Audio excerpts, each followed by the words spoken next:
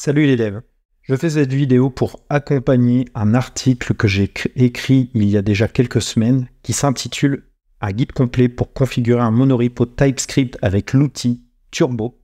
Je fais cette vidéo en fait pour expliquer et puis pour accompagner mon article, pour expliquer tout simplement ce que c'est Turbo, ce que c'est aussi un monorepo, quels sont ses avantages, ses inconvénients. Je vais vous montrer dans une autre partie de la vidéo comment utiliser Turbo pour créer un monorepo depuis zéro. Mais je vais aussi vous montrer la possibilité de rajouter Turbo dans un repo, on va dire, de manière classique et de pouvoir en fait le transformer en un monorepo et de pouvoir rajouter tout un tas de choses. Mais d'abord, on va commencer par vous expliquer ce que c'est un monorepo et ensuite ce que c'est Turbo. Alors, les monorepos, c'est peut-être quelque chose que vous avez vu passer, un mot à la mode, une nouvelle façon de faire à la mode. Peut-être que vous avez remarqué que certains outils que vous aviez l'habitude d'utiliser étaient constitués d'une façon un petit peu particulière. Par exemple, si on prend des frameworks populaires que vous utilisez peut-être, comme Next.js, Nuxt, de Vue, par exemple, ou encore Nest.js pour pouvoir faire du back-end des API, ou même des packages que vous utilisez aussi dans vos frameworks et dans vos projets. Je pense notamment à Next.ui avec Next.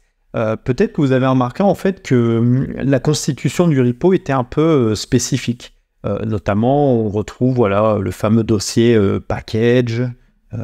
Ici, on a encore package, un autre dossier package, on a toujours notre package.json, et en fait, dans ces packages, dans ces fameux packages, si on clique dessus, on voit qu'il y a d'autres packages.json. Peut-être que vous avez remarqué ça, et sachez en fait que c'est déjà un indice. Si vous voyez un dossier package et que dedans vous avez d'autres dossiers qui contiennent aussi des packages.json, vous avez certainement en face de vous un monorepo. Et si ces outils l'ont fait, c'est qu'il y a vraiment eu un intérêt vraiment à le faire, il y a vraiment un bénéfice. Donc concrètement, qu'est-ce que c'est un monorepo ? En fait, c'est très simple. J'avais fait une image dans mon article qui le résume.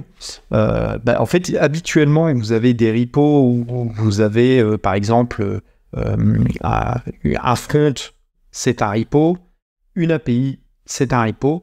Le but du monorepo, c'est de prendre l'API et le front et de le rassembler sous un seul et même repo. Alors, pourquoi passer sur un monorepo ? Quels sont concrètement les avantages ? Il permettrait en fait de passer sur un monorepo. Il y en a beaucoup, il y en a énormément. Il y a diverses raisons en fait intéressantes de pouvoir passer sur un monorepo. En fait, ça va dépendre de pas mal d'enjeux au niveau du projet et surtout de ce que vous voulez porter avec. Ce que je veux dire par là, je vais m'expliquer.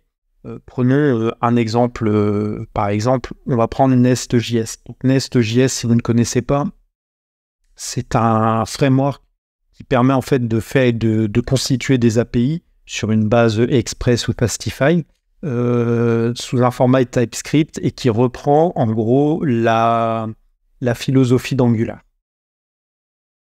Ils ont décidé en fait de le faire en monorepo. Alors eux, par exemple, ils n'utilisent pas Turbo. Ils utilisent Lerna. Et en gros, ils ont tout un tas de packages. Alors, pourquoi ils ont fait les monorepos ? En fait, c'est tout simple à comprendre. En gros, c'est pour une question en fait de clarté, de visibilité, mais aussi de pouvoir donner la possibilité aux gens de configurer leur Nest par rapport à leurs besoins. Donc je m'explique. Par exemple, si on va dans le dossier package de Nest, en fait, on voit qu'il y a tout un tas de dossiers. On voit qu'il y a WebSocket, il y a Testing, il y a Platform WS, il y a Platform Socket.io, il y a Platform Fastify, Express, Microservices, le core, etc., etc. En fait, en faisant ça, ils ont permis en fait de décorréler chaque partie de ce qui compose une API Nest et de vous donner la possibilité, à l'utilisateur d'installer ce qu'il a besoin. C'est-à-dire que si par exemple, vous n'aimez pas Express, mais par exemple vous voulez utiliser l'API Nest avec Fastify, en fait, quand vous allez configurer et installer votre Nest, il va aller chercher le package Fastify. Mais par contre, il ne prendra pas le package Express. Donc ça permet en fait de faire ce qu'on pourrait appeler du cherry pick, du picking de package et d'installer vraiment les dépendances que vous avez besoin. Peut-être qu'au niveau de votre API, vous n'avez pas besoin d'utiliser par exemple les WebSockets, vous n'en avez pas forcément besoin. Pareil au niveau des microservices, vous n'en avez pas forcément besoin. Mais par contre, quand vous allez installer Nest, vous allez avoir au minimum le common, le core, et par exemple, par rapport à ce que vous allez avoir besoin, et ce que vous voulez utiliser, vous allez installer soit la plateforme Express, soit la plateforme Fastify. Donc en fait, au niveau de leur package et de leur outil qu'ils mettent à disposition, ça permet de dire voilà les possibilités que vous avez avec Nest et quels sont les packages que vous allez utiliser ou justement pas utiliser. Ce qui permet en fait d'alléger vraiment vos dépendances, quoi. Et ça, c'est plutôt cool. Ça permet en fait de ne pas installer tout l'outil complet si vous n'utilisez pas tout. Donc ça, c'est plutôt pas mal. Donc ça, c'est vraiment aussi un des avantages, c'est en fait de pouvoir packager son outil et d'installer ces outils suivant vos besoins propres à votre projet.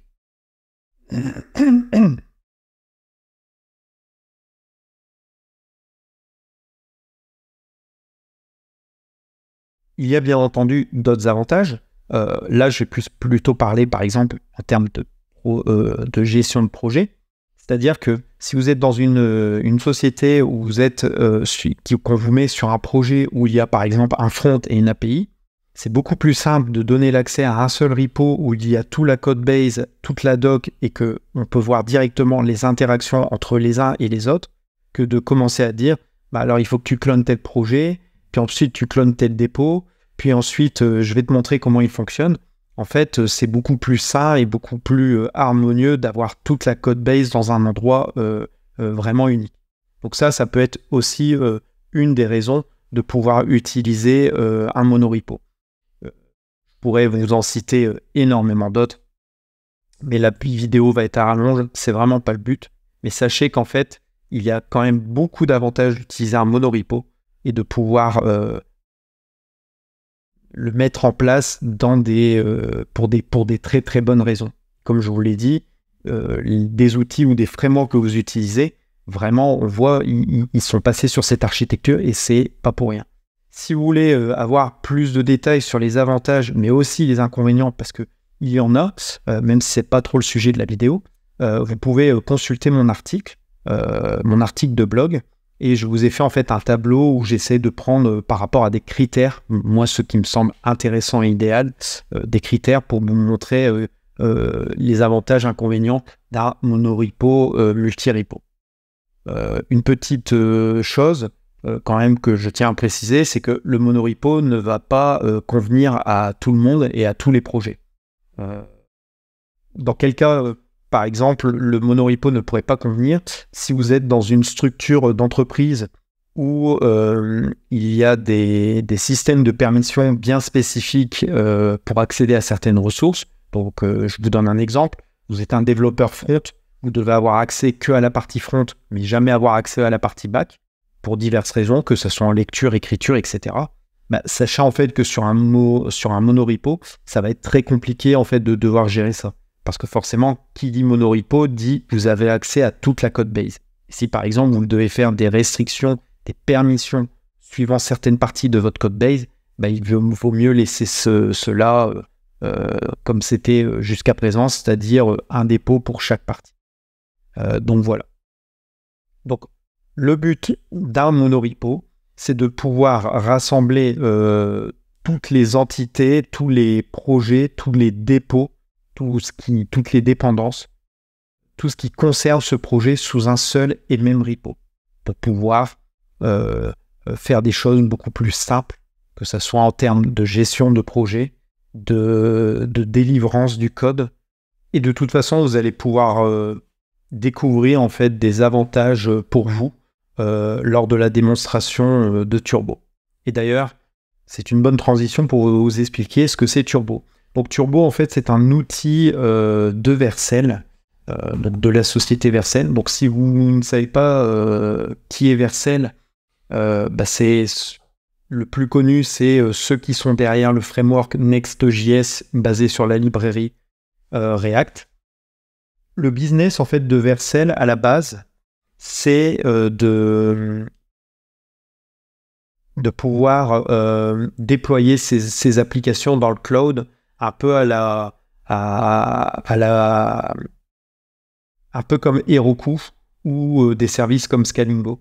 Donc en fait leur but c'est de dire je clone votre repo, je regarde ce qu'il y a dedans et je déploie à la volée votre application et elle est accessible partout sur le web. Ils ont bien compris que pour pouvoir attirer des gens sur leurs outils, et c'est du marketing, de pouvoir utiliser ce qu'ils font, c'est de mettre en place des outils qui facilitent la vie des développeurs. Donc ils ont notamment créé le framework Next.js qui a un peu révolutionné, on va dire, l'utilisation de React en mettant du cadre. Ils ont créé Turbo, mais ils ont créé aussi pas mal d'outils pour aider les développeurs, que ce soit des outils pour le code, mais aussi pour générer du code. Je parle notamment d'une plateforme, si vous ne connaissez pas, qui s'appelle V0. Je ne sais pas si vous connaissez, mais V0 est fait par Vercel.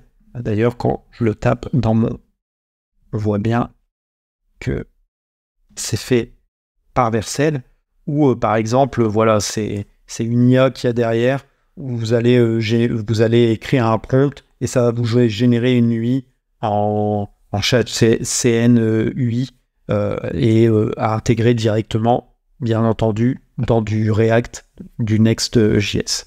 Donc voilà, ça c'était une petite aparté. Il faut savoir qu'il n'existe pas que Turbo pour créer des monorepos TypeScript. Il y a pas mal d'outils. J'en ai cité un notamment avec Nest. Donc je vous ai dit, c'est Lerna. Donc en plus de Turbo, vous avez par exemple pas mal d'outils dont des connus qui s'appellent Lerna, qui permettent aussi de créer des monorepos JavaScript. Vous avez aussi Enix. Voilà. Ah. Ok. J'ai l'impression que leur site est buggé quand je fais la vidéo. Bon, c'est pas grave. Mais il y a aussi Enix. Il faut savoir que Enix, Lerna et Turbo, bien entendu, je les ai utilisés tous les trois. J'ai d'abord commencé avec Lerna. J'ai surtout utilisé Enix pour le front. Et au final, par rapport à l'utilisation des problématiques que j'ai eues, je trouve que Turbo est le plus simple et le mieux qui me correspond pour créer des monorepos. Et je pense qu'il peut aussi vous correspondre. Donc voilà. Donc Turbo va vous permettre très facilement, comme vous allez voir, de pouvoir créer un monorepo. Et on va commencer dès maintenant. Donc pour créer un monorepo avec Turbo, ils ont une documentation. Donc ils expliquent un peu la problématique des monorepos. Donc ça, eux, c'est ce qu'ils vendent et c'est ce qu'ils ont, on va dire, apporté comme amélioration par rapport aux autres. Alors je pense que les autres, j'ai pas revu un petit peu ce qu'ils faisaient. J'imagine qu'ils se sont adaptés aussi pour faire à peu près la même chose. En fait, Turbo a quand même débarqué en promettant de résoudre un problème qu'on avait au niveau des monorepos. C'était le temps du build au niveau du process.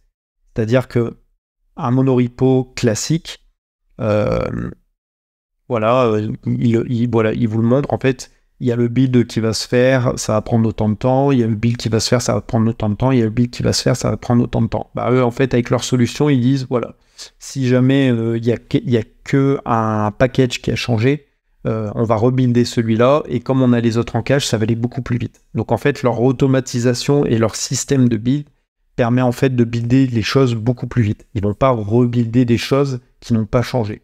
Chose que les autres font et faisaient peut-être avant. Ils ont peut-être changé aujourd'hui, mais je ne me prononcerai pas.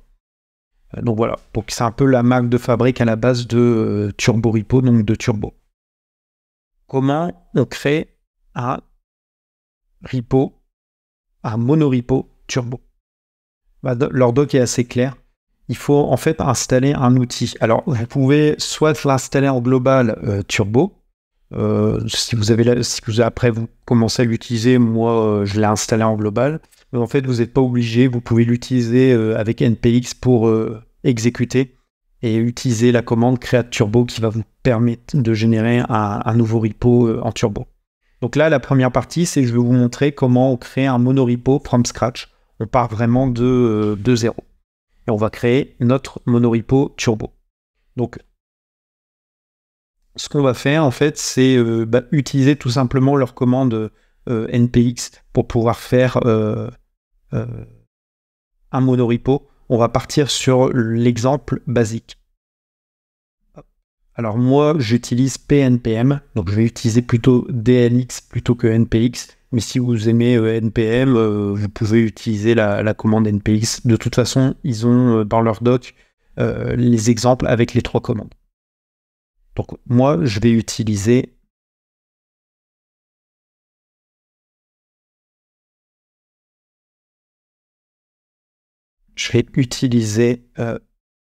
pnpm que je préfère et on va utiliser l'exemple basique. Alors, ils ont tout un tas d'exemples dans leur doc.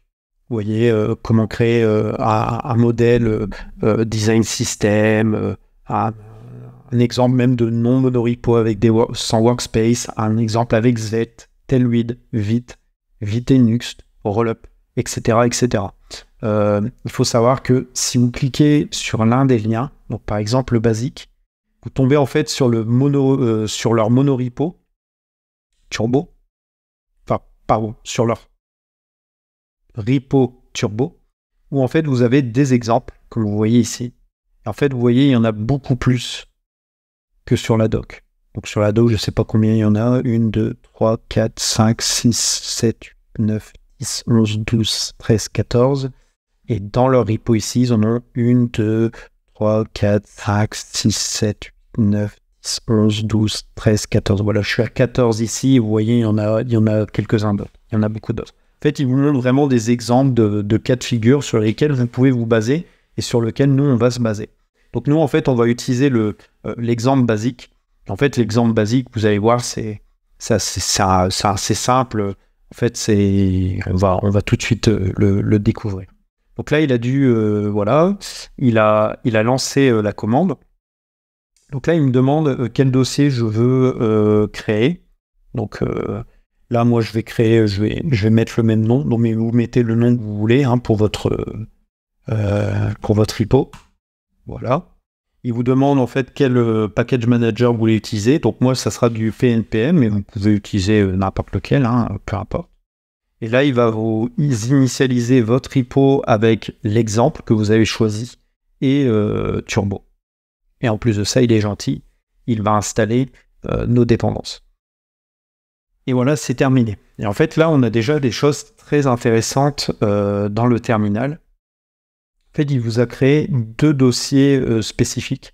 Un dossier app et un dossier package qui va contenir ce qu'ils appellent eux les librairies. Donc vous avez un dossier app qui va contenir vos applications et un dossier librairie qui va contenir vos packages. On voit qu'en fait on a 3 packages, donc un package global ESLint, un package global pour TypeScript, un package d'UI qui va contenir des composants UI certainement pour l'app web et l'app doc, qui en fait derrière, vous allez voir, est du Nest. Là, il vous parle que vous pouvez, et c'est recommandé, d'avoir du remote caching. Bon, moi, je ne l'ai jamais vraiment utilisé, mais vous pouvez. Et surtout, il lui montre 3 commandes dans ce package de Turbo Repo. Donc, une commande de build qui va builder toutes les apps et les packages, le dev qui va développer tous les apps et les packages, et surtout le link qui va linker tous les apps et les packages. Donc ça, c'est intéressant. Donc là, ce qu'on va faire, c'est que je vais ouvrir le dossier. Voilà.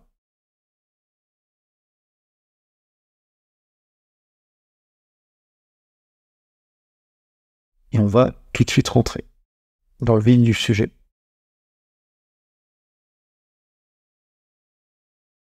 Donc là, qu'est-ce qui se passe? On a créé un nouveau...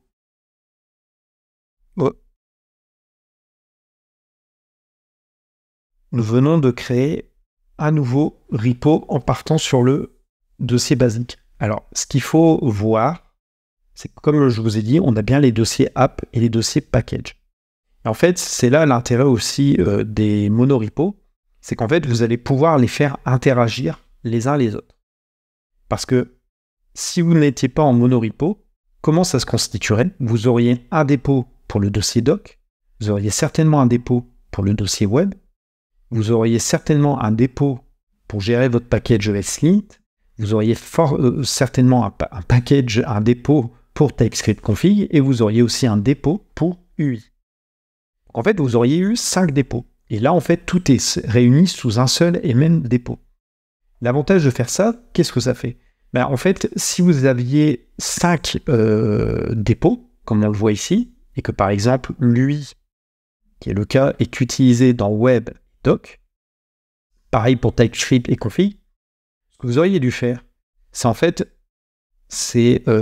déployer ces packages quelque part pour pouvoir les récupérer dans Doc et dans Web. Donc par exemple, la méthode la plus simple et la plus connue, c'est de dire ces packages-là, je vais les déployer sur NPM et je vais installer ces dépendances via NPM. Vous voyez un petit peu la lourdeur du truc pour un projet local qui n'a peut-être pas forcément d'intérêt d'être porté sur un registrail tel que NPM. J'aurais peut-être dû mettre ça sur un NPM, on va dire, un peu privé, pour pas que ça fuite sur le net. Donc, ça, c'est aussi un autre désavantage, c'est la gestion des dépendances et surtout l'interconnexion entre les différents packages. C'est beaucoup plus simple de faire ça sur un monorepo que si c'était sur des repos séparés. Ça, c'est à prendre en compte. Ça, c'est un réel avantage et c'est, je pense, l'avantage, on va dire, numéro 1 qui peut vous pousser à aller sur un monorepo. Donc, on va reprendre notre exemple où, en fait, ils expliquent ici, en fait, les différentes composantes de notre monorepo. Donc en fait, on n'a que du next, etc. Comment je sais que ces données, bien entendu, sont utilisées, ces 3 packages sont utilisés? En fait, il faut aller, par exemple, dans Web, et en fait, on va ouvrir le package.json, et en gros, là, on voit ces deux choses-là, et cette chose-là. En fait, on voit que les dépendances sont utilisées. On voit que c'est des dépendances inter-workspace, donc interne au monorepo. Donc on voit bien qu'il utilise le package UI et en dev dependency, le ESLint config et le TypeScript config. Comment on définit le nom? En fait, c'est simple, c'est par rapport au package.json. Donc par exemple, si je vais dans le repo UI, donc dans le package UI, on voit que le nom c'est repo UI. Et en fait, c'est ce nom qui est utilisé comme dépendance dans les autres packages. Et ça s'installe automatiquement. La petite syntaxe, c'est qu'on ne met pas de numéro de version. Enfin, on peut le mettre. Mais en gros, là, ici, ils ont dit, voilà, tu vas chercher le package dans le workspace. Et en fait, c'est cette syntaxe-là, c'est workspace : étoile. Vous voyez, c'est tout simple. Dans chacun des dossiers, on a un package.json, comme je vous ai dit, parce que ça se gère comme une app indépendante. Et donc, par exemple, dans le package web, on retrouve les commandes habituelles avec la commande de dev pour le next dev, la commande de build pour le next build, le start, le lint, etc., etc. Et en fait, suivant les besoins de vos packages, vous avez tout un tas de commandes. Dans le package.json global de votre monorepo, vous retrouvez les commandes que vous avez besoin, mais utilisées par votre outil de monorepo. Et là, c'est notamment Turbo. Donc, on a du Turbo Build, Turbo Dev et du Turbo Lint. Ces commandes, en fait, ont été définies par Turbo. Là, c'est parce que j'ai déployé l'exemple basique et en fait, il a créé ces commandes. Où est-ce qu'on retrouve ces commandes? Parce que, comme on dit l'expression, on ne va pas les sucer de notre pouce. En fait, on a un dossier, on a un fichier qui s'appelle turbo.json où en fait, on a un descriptif de comment doit se comporter Turbo. Et notamment nos 3 tâches. Donc si je split ici, si on reprend nos 3 tâches, en fait, on voit que le build, le dev et le lint, on les retrouve ici, en fait. Donc, en gros, on a créé ces tâches. On a dit à Turbo, voici tes 3 tâches. Tu as build, lint et dev. Et par exemple, pour le build, ou même pour le lint, on va lui dire, ça doit dépendre de la commande de lint. Donc, en fait, ce qui va se passer, c'est que lui, il va dire, quand vous allez faire turbo lint, lui, il va comprendre qu'il doit exécuter les commandes de lint dans chacun de ses packages. Et là où c'est intéressant, c'est que cette commande n'est pas obligée d'exister dans les packages. Par exemple, le linter n'existe pas dans le repo TypeScript. Il n'existe pas non plus dans le repo ESLint. Par contre, il est fonctionnel, il est utilisé dans le dossier web et le dossier doc. Et je pense aussi dans le dossier UI. Voilà. Par contre, dans le dossier UI, on voit que nous n'avons pas de commande de dev. Et on n'a pas de commande de build. Donc ça veut dire que quand on va dev ou build, ça va lancer les commandes de doc et de web. Et le mieux pour ça, c'est de vous montrer un petit peu ce qui va se passer. Par exemple, on va aller dans Turbo, on va cliquer sur Turbo Build. Voilà, on a le build qui se fait, et en fait, on voit que les tâches qui ont été lancées, c'est doc et web. Parce que le build n'existe pas dans les autres packages. Comme je vous l'avais dit. Et là, on voit en fait que doc et web se sont buildés en 11 secondes. Si je la relance, voilà. Ça a pris 102 millisecondes. On voit que ça a été du full turbo parce qu'il a utilisé le cache. Pourquoi ? Parce qu'il a vu qu'en fait, les fichiers n'ont pas changé d'ici là, en fait. Si par exemple, je vais dans le dossier web, que je modifie n'importe quel fichier, donc par exemple le CSS, je vais juste rajouter un espace et que je relance, voilà, on voit qu'il y a rebuild de web. Par contre, doc est déjà rebuildé. Parce qu'on voit qu'il a utilisé le cache. Donc vous voyez, c'est très simple à comprendre et c'est très robuste, c'est fonctionnel, c'est plutôt cool Turbo à ce niveau-là. Si je lance le lint, ben là en fait on voit qu'il a linté le repo UI, le web et le doc, parce que la commande existe. Si par contre je vais par exemple dans la web, dans le package web, mais je lui supprime la commande de lint et que je la relance, on voit qu'il va linter que 2 packages. Il n'a linté en fait que le repo UI et il a linté que le doc. Donc en fait, ce que je vous montre, ce que j'insiste un petit peu sur ces explications, en fait ce que je veux vous expliquer, c'est que Turbo est configuré d'une certaine façon, donc vous pouvez rajouter des tâches que vous voulez, vous lui dites les dépendances, et après ça fonctionne tout seul. C'est-à-dire que demain, si dans un projet, dans un de votre app, de vos packages, vous n'avez pas besoin du lint, vous ne mettez pas le lint, ça fonctionne. Demain, vous voulez rajouter une commande de lint, vous la rajoutez, et en fait ça va fonctionner automatiquement. Vous voyez, c'est aussi simple que ça. En fait, vous lui spécifiez la config, et suivant ce qu'il va trouver dans les différents packages, votre turbo va savoir s'il doit exécuter ou non cette commande. C'est tout ça. Donc là, je vous ai montré un petit peu comment déployer un monorepo de manière simple avec un exemple. Et je vous conseille même de partir d'un exemple pour déjà avoir une config et bidouiller avec. Il y a d'autres fichiers que je n'ai pas parlé. Par exemple, avec PNPM, on a un fichier de workspace, et en gros, on lui dit, voilà, au niveau des workspaces, c'est dans App et dans Package. Ça, c'est pour définir dans quel dossier il doit scanner. Parce que vous pourriez dire, moi, j'ai pas de package, j'ai que des apps. Et en fait, vous regroupez tout sous le dossier App et le dossier Package n'existe pas. Donc ça, vous pourriez le supprimer, en fait. Comme ça, vous dites à Turbo, tu n'as pas besoin de regarder dans ces dossiers. Tout simplement. Alors, je vous ai montré ça, et là... je vais vous montrer autre chose, parce que vous allez me dire, ok, c'est bien, on part sur un exemple. Maintenant, si moi, je veux faire par rapport à ce que j'ai envie de mettre, comment ça marche ? Par exemple, vous ne voulez pas de Next.js, vous voulez mettre du Nuxt, comment vous faites ? Bah, en fait, vous allez voir, comme je vous ai dit, c'est très simple. C'est une fois que c'est paramétré, vous avez juste à supprimer. Vous pouvez supprimer, rajouter des dossiers et ensuite vous adapter par rapport à votre config et ça va fonctionner. Donc moi, je vais vous montrer que par exemple, le dossier doc, bah, j'en ai pas besoin parce qu'il n'y aura pas de doc dans mon projet. Donc je vais tout simplement supprimer ce dossier. En fait, en supprimant ce dossier, j'ai rien d'autre à faire. Ça va continuer de fonctionner. C'est-à-dire que si je relance ma commande de lint, on voit en fait lint uniquement pour le repo UI et pour le repo web. Le dossier doc n'existe plus. Si je relance le build, on voit que le build fonctionne uniquement pour le web parce qu'il n'y a plus le dossier doc. Donc vous voyez, en fait, si à un moment donné, il y a un dossier qui ne vous sert à rien, vous ne voulez pas, vous pouvez le supprimer. Il faut juste faire attention quand vous supprimez un dossier parce que si ce dossier est utilisé dans d'autres dépendances, bah, ça risque de poser problème. C'est-à-dire que si je supprime ESLint config, je pense que web ne va plus très très bien fonctionner en fait.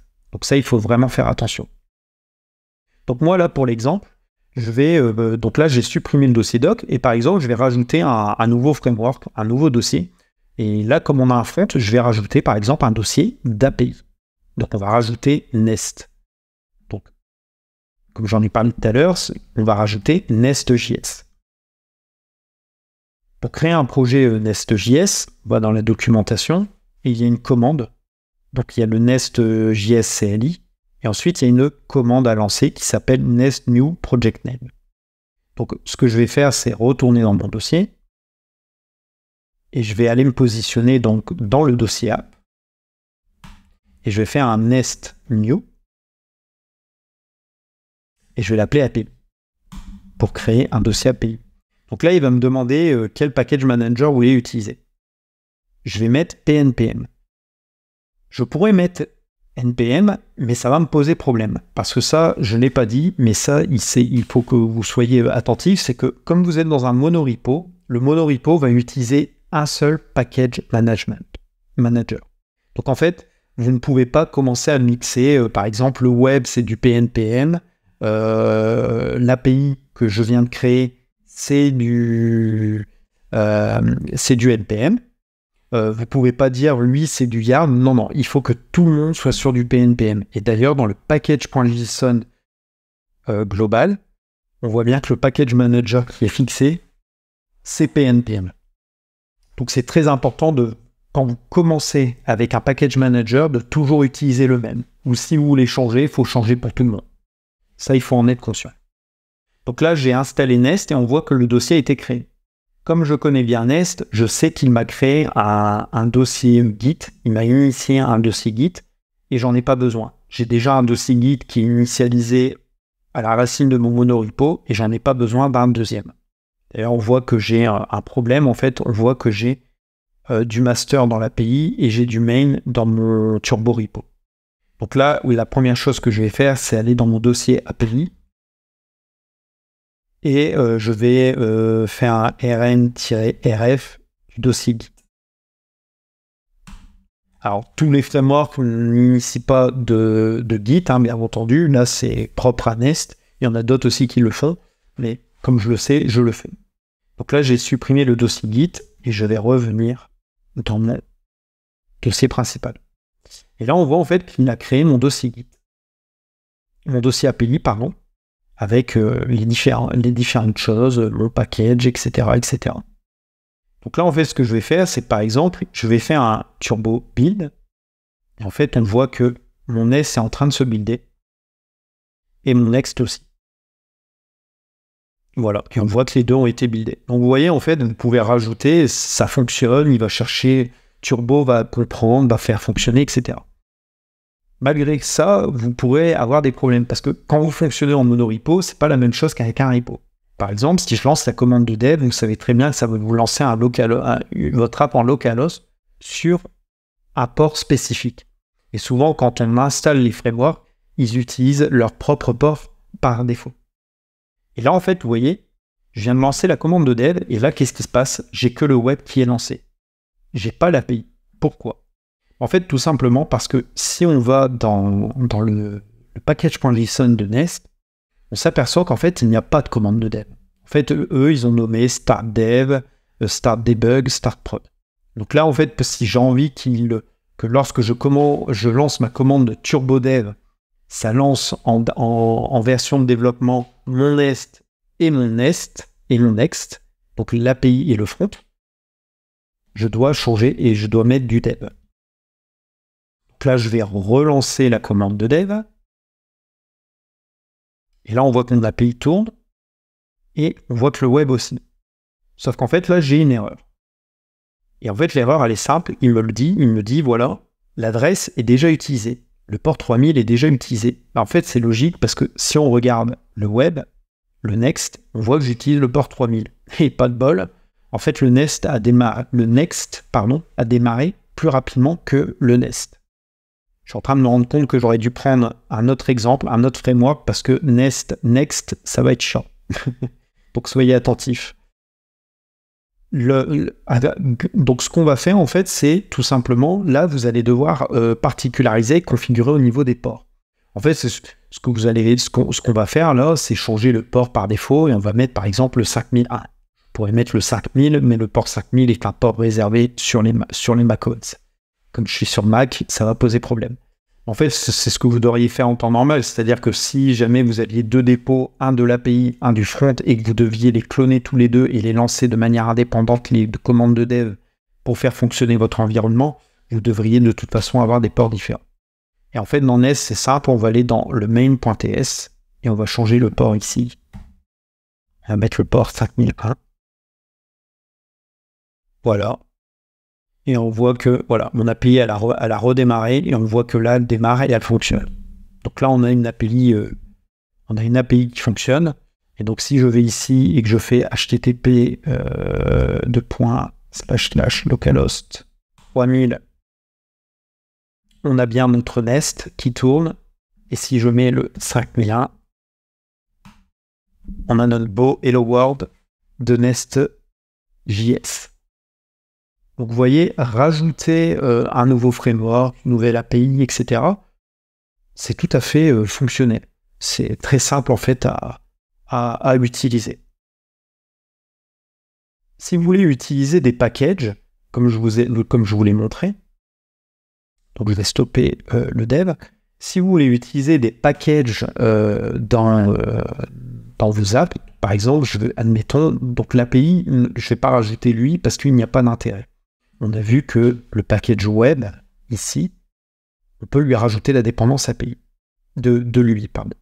En fait, pour l'API, on pourrait dire, bah tiens, j'ai le ESLint, j'ai le TypeScript config, je veux pouvoir les rajouter. Et par exemple, là, on va rajouter, qu'est-ce qu'on va rajouter ? On va rajouter le TypeScript config, pareil. Donc, on va copier cette ligne au niveau de l'app web et on va le rajouter dans l'API. Donc on va faire en sorte, on va dire que l'API utilise ce package-là. On veut lui dire d'utiliser ce package-là. Donc comment vous allez faire ? Vous allez dans le package.json et vous allez rajouter votre dépendance. Comme c'est une dev dependency, on va la rajouter ici. Donc là, on va appeler donc, le dossier, donc c'est package, j'avais dit, c'est repo. Donc $repo / TypeScript-config. Et ensuite, on rajoute le workspace de point étoile. Pour que votre dossier, comme une dépendance classique, il faut refaire un install. Donc là, je vais faire un pnpmi pour réinstaller cette nouvelle dépendance et qu'il la détecte. Là, c'est une config, donc c'est pour pouvoir utiliser cette config. Donc, si on va dans le TypeScript config, on voit qu'on a base, on a Next.js, on a package, etc. Donc là, on a la base. En fait, la base.json, si vous voyez le schéma, c'est du tsconfig. Donc, c'est pour rajouter cette config de base dans le tsconfig. Et c'est ce qu'on va faire. Donc là, on va aller dans le tsconfig. On va venir ici. On va appeler le mot-clé extend. Et on va lui dire, donc, va me chercher dans le repo TypeScript le dossier de base. Alors, j'ai vu un truc passer, j'ai vu que le module résolution, c'est détection, donc force next, donc module node next, et mode résolution, c'est node next. Normalement, il ne faudrait pas utiliser du node next, ça sert à rien pour Nest.js, mais par contre, je vois que lui, il utilise le module common.js. Donc là, ça risque de faire un conflit. Donc ce que je vais faire, c'est que je vais supprimer ça, et normalement, ça devrait fonctionner quand même. Et pour pouvoir voir si ça fonctionne, tout ce qu'on va faire, c'est relancer les commandes globales. Donc le build, le lint, qu'on voit que le lint part. Voilà, c'est success et le dev.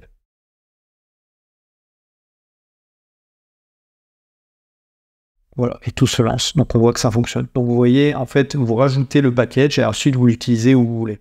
Alors après, si vous voulez un exemple plus précis, vous pouvez regarder dans le dossier basique. Mais en gros, si vous allez dans le dossier web de l'exemple basique, on voit, comme je vous ai montré, on voit qu'on utilise le lui ici, qui est du lui. En fait, si on regarde dans le... Je pense que c'est dans page.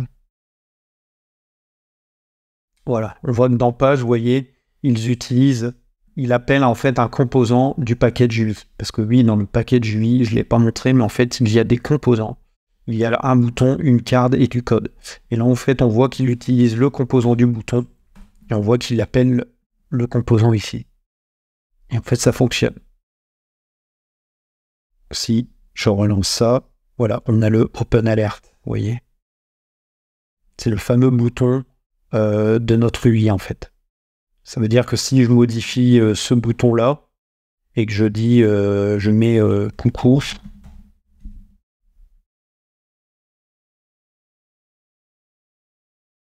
hop, je recharge. Voilà, on voit que le coucou est changé, donc il utilise bien le bouton qui provient de ce package. Et ça, c'est vraiment intéressant de pouvoir packager ça. C'est-à-dire que là, bon, c'est un exemple un peu bateau, mais admettons, vous avez dans votre projet et donc dans votre monorepo plusieurs fronts, pour diverses raisons, ce qui était le cas avec le dossier doc, et que vous avez une charte graphique, un design system que vous avez intégré, mais en fait, vous pouvez tout rassembler sous un seul et même package, tous vos composants, et les réutiliser à volonté dans tous les packages dont vous en avez besoin. Et ça, c'est vraiment cool. Donc ça, il faut le prendre en considération. Donc comme vous voyez, c'est pas très compliqué de mettre en place et d'utiliser un monorepo. C'est très simple, vraiment très simple à utiliser. Là, ce que je vous ai montré, c'est grosso modo ce que vous allez trouver un petit peu dans les premiers chapitres, on va dire, de Turbo. Après, si vous devez configurer des choses plus spécifiques, donc par exemple rajouter des nouvelles tâches, comme je vous ai montré, en plus du build, du lint et du dev, voilà, ils ont une doc qui vous explique comment faire. Majoritairement, quand vous allez commencer et par rapport à ce que vous faites de manière générale, vous n'aurez pas besoin de plus. Mais en tout cas, la doc, elle est très complète avec vraiment des exemples. Il vous montre aussi des exemples, c'est comment injecter éventuellement des variables d'environnement au moment du build. Donc, il y a tout cet aspect-là que vous pouvez éventuellement voir. Donc, voilà. Pour cette partie, on ne verra pas plus. Là, c'était vraiment pour vous montrer et d'avoir un guide sur comment mettre en place un monorepo depuis zéro.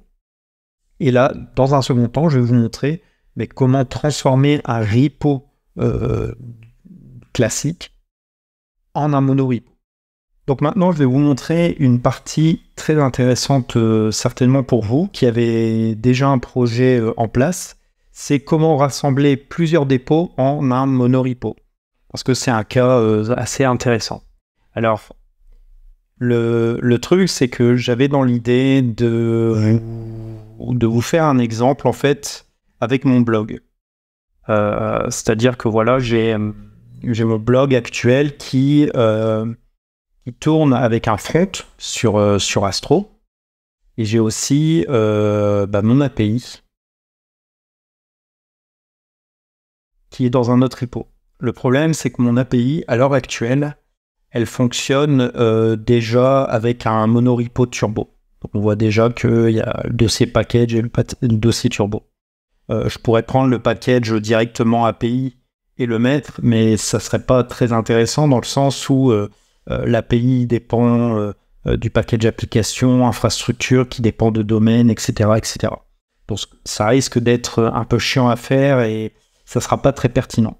Par contre, ce que je vais vous montrer, c'est, voilà, je vais partir de mon repo front, de mon blog, de la partie front, et je vais la transformer en un monorepo où je vais directement ajouter, on va dire que ça sera l'API du blog, mais je vais juste rajouter une API NES comme j'ai fait avant.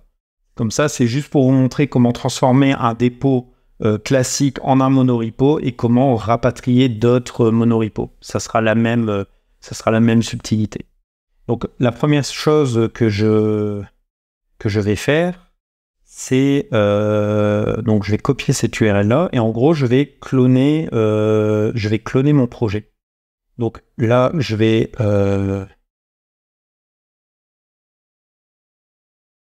recloner un projet. Donc là, je vais mettre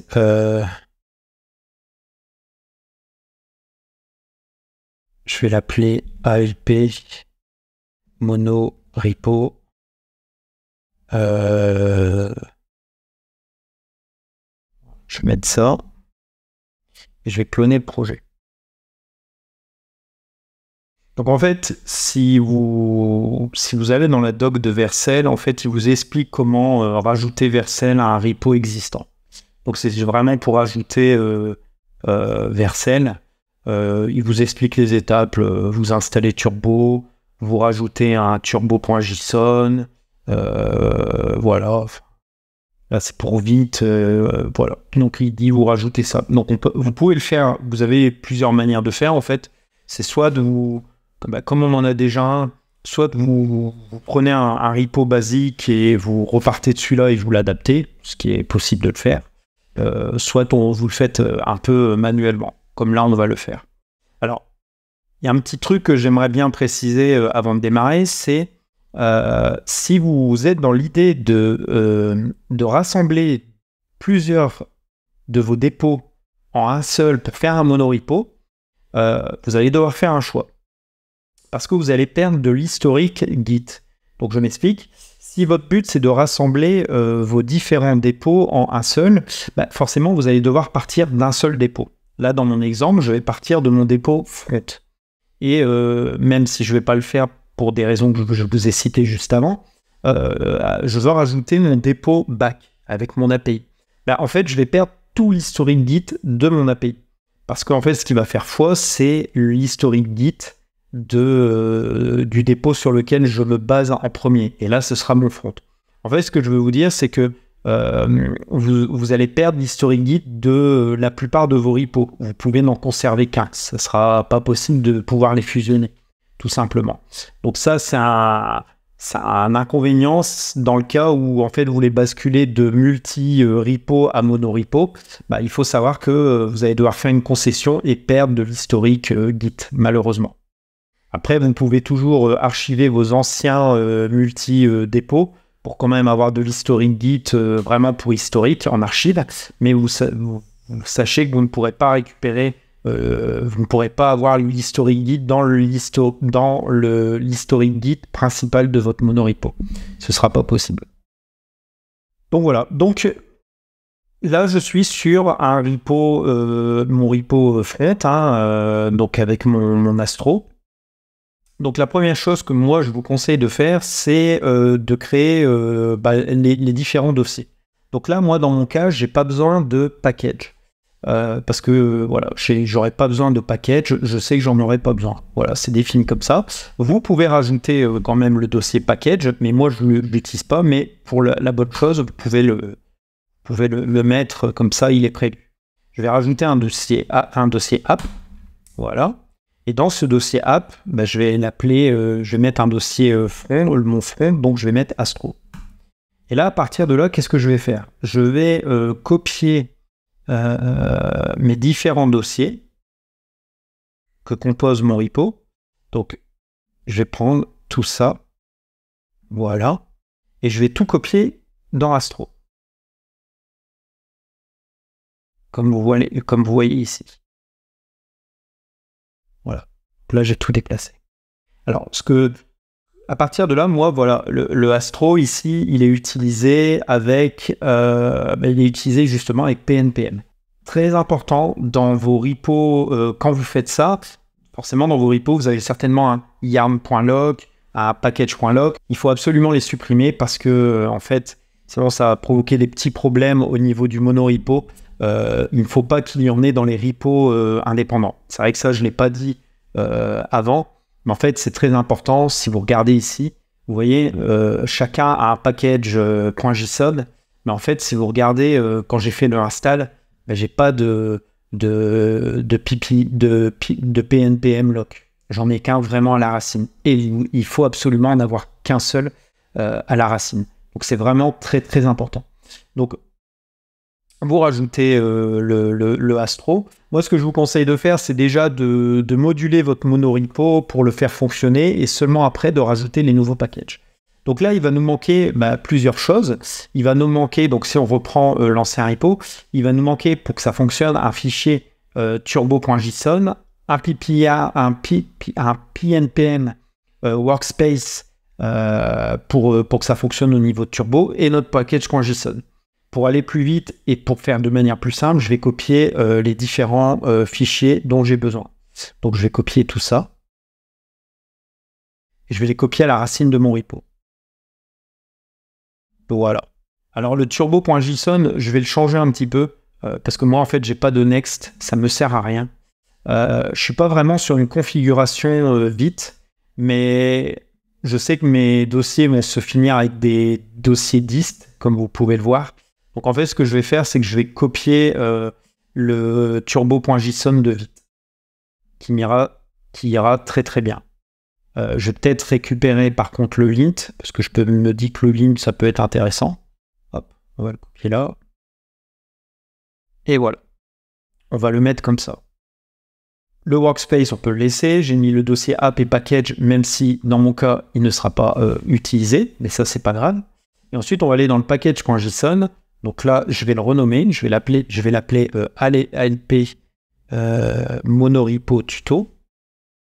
Et dans mon app Astro, ici, c'est Astro, ALP Astro block. Bon, ça, je peux le laisser, il n'y a pas de souci. Donc on va laisser ces commandes-là parce que ça me va très bien.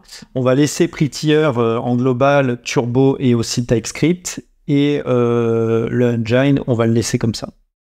Voilà, donc là c'est très bien. Et en fait, là, la première chose qu'on va faire, c'est un PNPM i pour installer nos dépendances.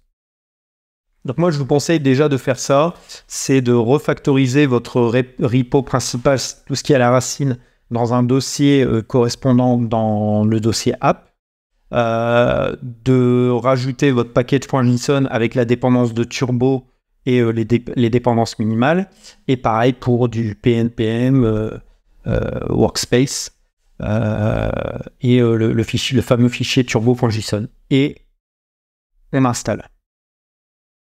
Donc voilà, là on voit que tout s'installe correctement. Voilà. Alors, ce qui va me manquer, je vais tricher parce que pour qu'il fonctionne, il va me falloir un fichier env, sinon ça ne va pas du tout fonctionner. Donc, je vais aller piquer mon fichier env dans mon repo que j'ai en local. Hop. Donc ça va dépendre forcément de vos repos, de vos différents repos, bien entendu. Donc c'est très important de reconstituer l'environnement que vous aviez auparavant, que vous aviez besoin. Voilà. Et ensuite, on va tester. Ce qu'il faut faire maintenant, c'est tester que ça fonctionne. Donc là, je vais juste faire un dev, par exemple. J'ai un petit souci. Ok. Il me dit qu'il manque un module. Alors ça peut arriver parce que voilà, il y a des dépendances que vous avez mis, ça restait, etc. Donc ça peut pouvez avoir des petites bizarreries. Donc, c'est pas grave. On va rajouter le package manquant. Et d'ailleurs, ça, je ne l'ai pas montré juste avant, mais comment rajouter des packages au niveau de vos workspaces. Parce qu'en fait, vous avez différentes façons de gérer des packages. Comme vous savez, vous avez un package.json ici et vous avez un package dans Astro. Et en fait, suivant où vous allez installer, vous n'aurez pas accès au même package tout partout. Par exemple, si je vais dans le package.json principal, Prettier et TypeScript est accessible partout dans le monorepo. Ça veut dire que Astro peut l'appeler. Par contre, d'autres ne peuvent pas appeler ce qu'il y a dans Astro. Donc, par exemple, dans Astro, les packages qui sont ici, par exemple le Dash, etc., je peux pas, quand je mettrai l'API, je ne peux pas y accéder. Donc, en fait, ça scope un peu la gestion des dépendances. C'est-à-dire que des dépendances qui sont dans le package.json d'une app ne seront accessibles que par l'app. Par contre, des packages que vous mettez dans le package.json au niveau du package.json à la racine de votre monorepo, tout le monde y aura accès. Je vous donne un exemple. Admettons, au niveau de votre front, vous avez besoin du package Axios et dans votre API, vous avez aussi besoin du package Axios. Vous avez tout intérêt de le mettre dans le package.json global pour que les deux ont accès, plutôt que de rajouter la dépendance dans les deux apps. C'est mieux de la centraliser, comme ça, c'est beaucoup plus clair. Donc ça, c'est très important aussi de le savoir. C'est aussi la force des monorepos, c'est qu'une dépendance qui doit être commune à tous, un package NPM, il vaut mieux l'installer une fois à un endroit et manager les versions à un seul endroit pour que tout le monde en bénéficie. Ça, c'est plutôt cool. Donc là, ce qu'on va faire, c'est rajouter une dépendance. Alors, comment on fait pour rajouter une dépendance? Alors, honnêtement, du NPM et du YARN, il faudra regarder, je ne me rappelle plus. Mais en tout cas, pour PNPM, je sais qu'il faut faire un PNPM add. Donc là, je vais mettre le paquet. Si je mets un "-w", donc comme ici, il va se rajouter, vous allez voir, voilà, il va se rajouter ici. Ça veut dire que là, techniquement, je peux l'utiliser partout. Ça veut dire que là, mon app Astro l'utilise. Et moi, c'est pas ce que je veux, c'est quelque chose qui sera utilisé uniquement par Astro. Donc en fait, ce que je vais faire, c'est que je vais faire un remove pour le retirer en global. Et en fait, je vais réexécuter la même commande, mais au lieu de faire le "-w", je vais faire un "-filter". Et je vais lui dire le nom du package. Donc je vais aller dans mon app. Je vais mettre le nom de mon package qui est ici. Et je vais lui dire, je veux que ce package se rajoute ici. Voilà. Et là, si je recherche mon package, on voit bien qu'il est ici. Si je retourne sur le package.json global, il n'est pas là. Donc, pour résumer, si vous utilisez PNPL et que vous voulez rajouter un package dans un workspace spécifique, c'est PNPM add le nom de mon package suivi du "-filter" égale le nom du package. Et dans le cas où vous voulez l'installer en global, c'est du PNPM add le nom du package "-w" pour dire je le rajoute dans le workspace, tout le monde y a accès. Ces filtres sont utilisables pour la plupart des commandes PNPM, donc par exemple pour le add et pour le remove, comme on vient de le voir. Donc là, maintenant, ce que je vais faire, c'est que je vais refaire un dev. Voilà. Et là, on voit qu'il se lance. Alors, il me dit que j'ai par contre une erreur. Il me dit que j'ai une erreur dans le tina config. Donc là, il met des erreurs, mais je pense que c'est lié au config du... Hop. Et normalement, il devrait tourner. Voilà, mon plat de tourne. Donc ça, c'est bon. Ça, c'est pas des vraies erreurs, c'est pas grave. Hein. Ça, c'est on est en mode dev. Et là, je vais faire un build. Hop. Et on va voir que ça se build. En attendant que je fais ça, je vais rajouter maintenant l'API. Donc on va faire comme la dernière fois. Donc en fait, tout ce que vous avez fait ensuite, c'est simple. Hein. C'est que vous faites un cd app et ensuite vous faites un git clone de votre API. Donc moi, là, comme je vous ai dit, je ne peux pas cloner mon API. Donc ce que je vais faire, c'est que je vais faire un nest new API. Créer un nest. Je vais lui dire que c'est bien du PNPM.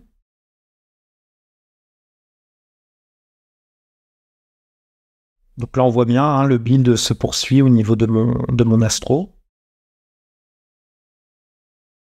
Voilà, donc là, l'API est faite. Je retourne dans mon API et je fais un rn-rf du dossier Git parce que j'en aurais plus besoin. Ça ne sert à rien de garder les deux. Je vous conseille de ne pas garder les deux, sinon vous allez avoir des gros problèmes.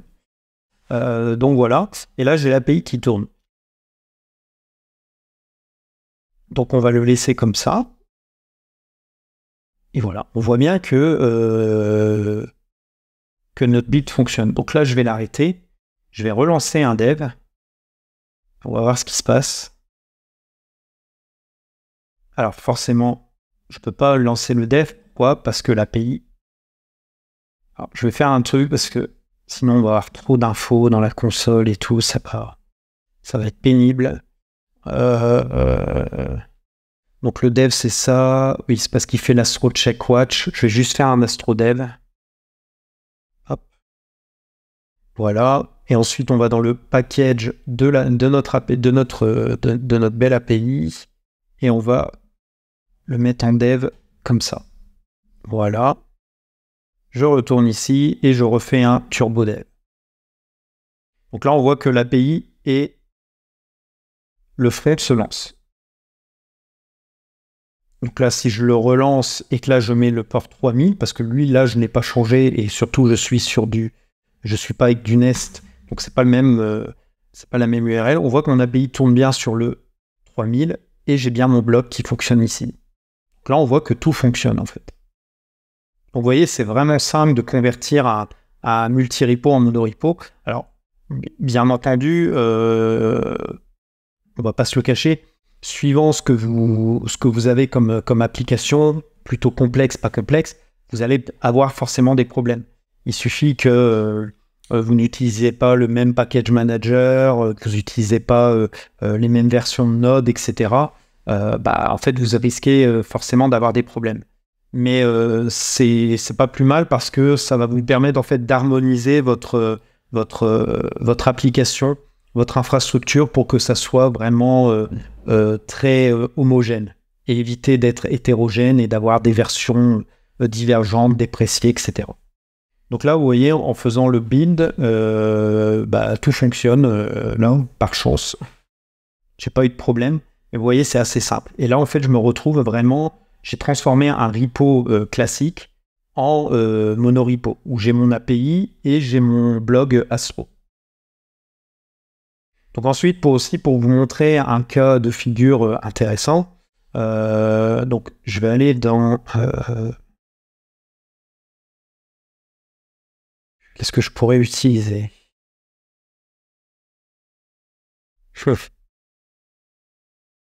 En fait, là, j'ai pas grand-chose. Donc, ce que je vais faire un npm add et je vais rajouter, par exemple, axios-filter dans l'API. Donc là, je rajoute le package Axios dans l'API. Si je vais dans l'API, donc ça, c'était pour vous montrer vraiment un cas de figure. Donc là, j'ai rajouté Axios dans l'API. Il n'y avait pas Axios avant, j'ai rajouté Axios. Maintenant, si je vais dans le contrôleur, ici, en fait, je vais pouvoir rajouter Axios. Donc, par exemple, je vais faire un await Axios. Voilà. Il va me demander gentiment de l'importer. Je vais faire un get de ça. Voilà. On s'en fiche un peu de ce qui se passe. Hein. C'est vraiment... voilà. Pour vous montrer. Donc là, j'ai rajouté Axios et il me détecte Axios. Si par contre, je fais la même chose dans mon Astro, je vais venir ici dans Astro. Je vais par exemple dans... Je vais aller dans quoi ? Par exemple ici. Donc je vais copier l'import d'Axios. Et je vais refaire la même manip. Et en fait, ce qu'on va s'apercevoir, C'est qu'en fait, il ne trouve pas Axios. Il dit, moi, voilà, Axios, je ne connais pas. En fait, il faudrait que je l'installe dans le workspace. En fait, ce que je peux faire, en fait, c'est parce que, voilà, Axios est installé, mais il est installé uniquement dans l'API. Donc, en fait, ce que je vais faire, c'est que je vais le retirer de l'API.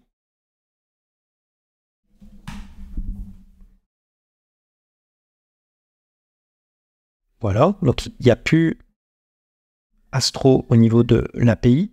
Si je retourne dans l'app controller, le temps que l'IDE le comprenne, il va s'apercevoir qu'il n'y a plus, Axios. Et en gros, ce que vous allez faire, c'est dire, comme j'utilise Axios partout, je veux l'utiliser partout, je vais faire un pnpm add axios-w pour le rajouter au workspace en global, donc ici. Et là, si je retourne dans le app controller, vous voyez que maintenant, il trouve bien Axios. Il dit OK, je le trouve bien. Et si je retourne sur le blog, vous voyez que maintenant, il me trouve bien Axios également. Donc voilà, si vous voulez vraiment utiliser un package partout, c'est le "-w" pour le rajouter en global au workspace, donc au monorepo. Par contre, si vous voulez l'utiliser le package uniquement pour un outil spécifique, donc pour un package ou pour une app spécifique, vous devez le rajouter dans l'app, et là, il faut utiliser le "-filter". Donc ça, c'est plutôt cool pour vraiment bien gérer l'accès aux dépendances et qui a besoin de telle ou telle dépendance. Donc ça, c'est vraiment cool. J'ai rien d'autre à vous montrer, mais donc vous voyez, comme pour démarrer from scratch un monorepo, transformer des multi-repos en un monorepo, c'est vraiment un jeu d'enfant. Voilà, ça conclut mon guide complet, cette vidéo pour agrémenter le guide complet de mon article de blog sur comment configurer un monorepo avec Turbo. Je vous ferai une prochaine vidéo toujours basée sur ce monorepo pour par exemple mettre en place une CI/CD, donc une CI GitHub avec les GitHub Actions qui va couvrir, je pense, 80% de vos cas d'utilisation. Donc vous verrez, je vais vous montrer comment créer une petite CI pour installer vos dépendances, lancer vos tests, builder et aussi analyser la qualité de votre code. Donc ça devrait couvrir 80% de vos résultats. Donc ça sera dans une prochaine vidéo. Donc sois attentif. N'oublie pas de t'abonner à ma chaîne pour recevoir une notification de ma prochaine vidéo sur le sujet. Je te dis à très bientôt.